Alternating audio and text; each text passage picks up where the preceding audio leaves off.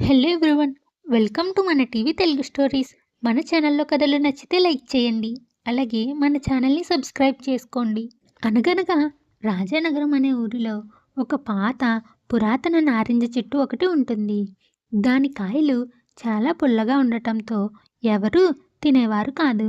అలా ఆ కాయలన్నీ అనవసరంగా పాడైపోయేవి. రాజానగరంలో ఉండే ప్రజలు చాలా సంతోషంగా ఎవరి పనులు వారు చేసుకుంటూ హాయిగా రోజులు గడుపుతూ ఉండేవారు. ఆ గ్రామానికి ఒకరోజు రాజయ్య అనే ఒక వృద్ధుడు వస్తాడు. ఆయనకి ఎవరూ లేరు. అందరినీ అడుగుతూ భోజనం తింటారు. కానీ ఆ రోజు ఎవరూ భోజనం పెట్టకపోవటంతో చాలా నీరసంగా నడుస్తూ వస్తాడు. ఇంతలో ఆ పాత పురాతన నారింజ చెట్టు కనపడేసరికి దాని కింద కూర్చుంటాడు. అబ్బా! ఈరోజు చాలా ఆకలిగా ఉంది. ఎవరిని అడిగినా భోజనం పెట్టటం లేదు, లేదు అంటున్నారు. ఇంకా ముందుకు నడిచే ఓపిక కూడా లేదు. అని అనుకుంటూ కూర్చుని ఉండగా 2 నారింజ పళ్ళు ఆ చెట్టు మీద నుంచి రాలుతాయి. వాటిని గబగబా తీసుకుని తింటాడు. ఆకలి రుచి ఎరుగదు, నిద్ర సుఖమెరుగదు అన్నట్టు ఆ నారింజకాయలు పుల్లగా ఉన్నాయని కూడా గ్రహించకుండా వాటిని తింటూనే ఉంటాడు. అలా కొన్ని పళ్ళు తినేసరికి ఆ చెట్టు మీద నుంచి ఒక రాక్షసుడు ప్రత్యక్షమవుతాడు. ఆ రాక్షసుడిని చూసిన రాజయ్య భయపడిపోతూ ఉంటాడు. అలా భయపడుతూనే పారిపోదాం అనుకుంటాడు. కానీ పరిగెట్టే ఓపిక లేదు. ఒకవేళ పరిగెట్టినా ఆ రాక్షసుడు వెంటపడి మరీ పట్టుకుంటాడు అని ఆలోచన చేసి ఆ రాక్షసునితో రాజయ్య ఇలా అంటాడు. దయచేసి నన్ను తినకండి. మీరు ఏది చెప్తే అదే చేస్తాను. నన్ను వదిలేయండి. అని రాజయ్య మాట్లాడుతూ ఉండగా ఆ రాక్షసుడు ఇలా అంటాడు. భయపడకండి. నేను మిమ్మల్ని ఏం చేయను. చాలా సంవత్సరాల నుంచి నేను ఈ చెట్టు పైనే ఉంటున్నాను.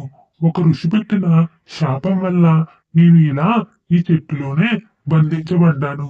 మీ వల్ల నాకు శాపం నుంచి విముక్తి కలిగింది. నా వల్ల నేనేం చేశాను? అని రాజయ్య అడిగేసరికి ఆ రాక్షసుడు ఈ పుల్లని నారింజకాయలు తిన్నావు కదా? అవునా? ఇవి పుల్లగా ఉన్నాయా? నాకు ఆకలి వలన వీటి రుచి పెద్దగా తెలియలేదు. అవును, ఇవి చాలా పుల్లగా ఉన్నాయి. నా శాపం వల్లనే ఇవి పుల్లగా మారాయి. ఇవి ఎవరైనా తింటేనే నాకు శాపం నుంచి విమోచనం కలుగుతుంది.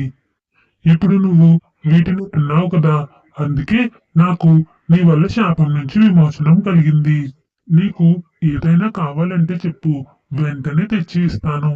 అని రాక్షసుడు అనేసరికి రాజయ్య ఈ విధంగా అంటాడు. నేను ముసలివాడిని కదా, నాకు ఈ వయసులో ఏం కావాలి?